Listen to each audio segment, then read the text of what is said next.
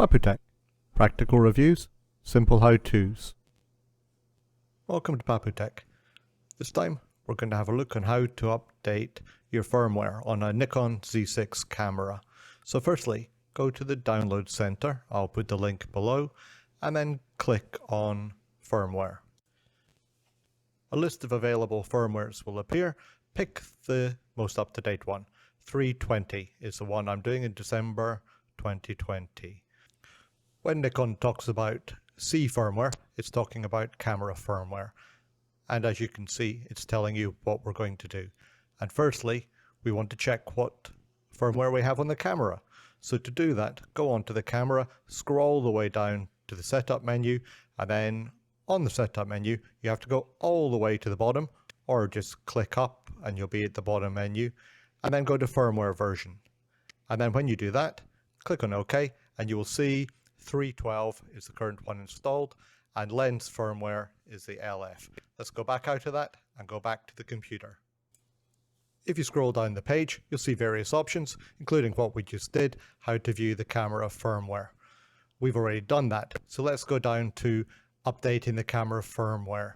And this is what we're going to follow throughout the video. So we're going to create a folder and download the file. So to do that, let's create a folder. I'm doing that in the folder where I'm making this video, but you could do that anywhere. Once you've done that, click on Accept, download into the folder, and then double click on that downloaded application to extract the firmware into a new folder. If you've done that, then you should see a folder coming up called Z6 Update. Alright, from here, now we've got to put that program onto the XQD card. You can see here I've got the new folder on the left and the XQD card folder on the right. Very important, do not put the file into the DCIM. The file is called Z6, 320 is the version, bin to type of the file. It goes into the uppermost top level root level. So just drag it in and drop it and it'll copy across. Okay, good. So from here, insert the memory card into the camera, turn the camera on, and we've already been here. Let's click all the way down and let's go back to firmware. And this time, when you go into the firmware version, we're going to see some new options, including update. Clearly we want to select update. When you click OK, oh, there was a quick flash. Let's look at that. Low battery. You can only install the firmware if you've got a full battery. So I'm going to swap out the battery and let's try that again.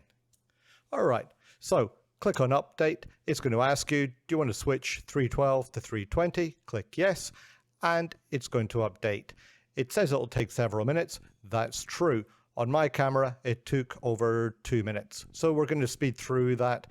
And you can see it'll update, the bars will give you a progress report, and eventually you'll get to the end and turn the camera off.